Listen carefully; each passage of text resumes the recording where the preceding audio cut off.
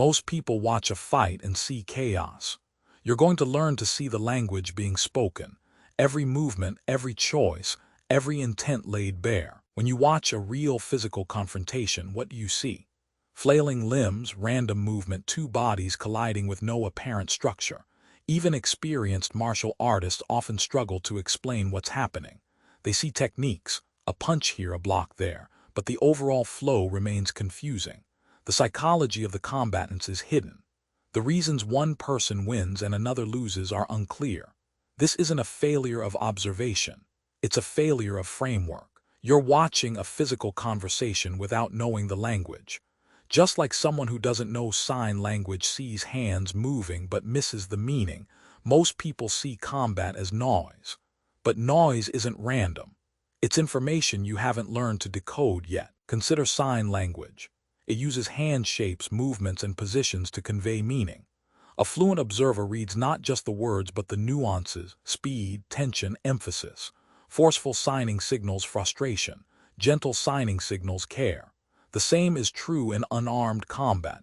Every action communicates intent. Every reaction reveals something about the person performing it. A punch isn't just a strike. It's a statement about timing, distance, and psychology. A block isn't just a defense. It's a choice that reveals how the defender processes threat. Until now, no one has fully documented this language, but you can learn to read it.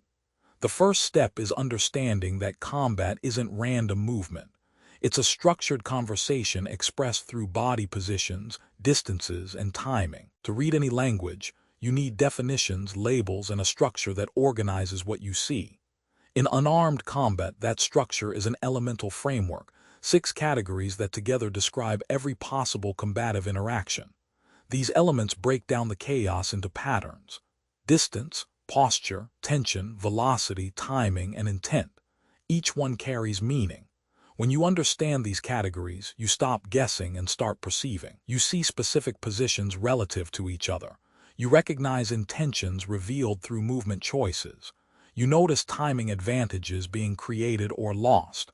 Psychological states become visible through tension and velocity. Patterns emerge that predict what will happen next. This isn't intuition. This is literacy. The framework gives you the ability to see what others miss. Knowing the framework exists is not the same as being able to perceive it in real time. Many systems offer knowledge. Few develop perception. You need to train your eyes and mind to observe, recognize, and identify these elements as they occur. This is the difference between knowing what a word means when you read it and hearing that word in a conversation and instantly understanding it. The first is knowledge. The second is fluency. To develop fluency, you practice observation. You watch a confrontation and ask, what is the distance? What is the posture? Where is the tension? How fast is the movement? What timing is being used? You build the correct conception of what you're seeing, and that enables accurate perception. Over time, the chaos resolves into structure. A fluent practitioner doesn't wait for the first punch to understand what's happening. Before the confrontation begins, you read the distance. You read the opponent's posture. You read the tension in the shoulders, the position of the hands, the direction of the eyes. These are statements. A fighter with hands low and shoulders relaxed is communicating confidence or complacency. A fighter with tension in the jaw and weight forward is communicating aggression or fear. You understand what the opponent is communicating before any action occurs. This gives you a massive advantage.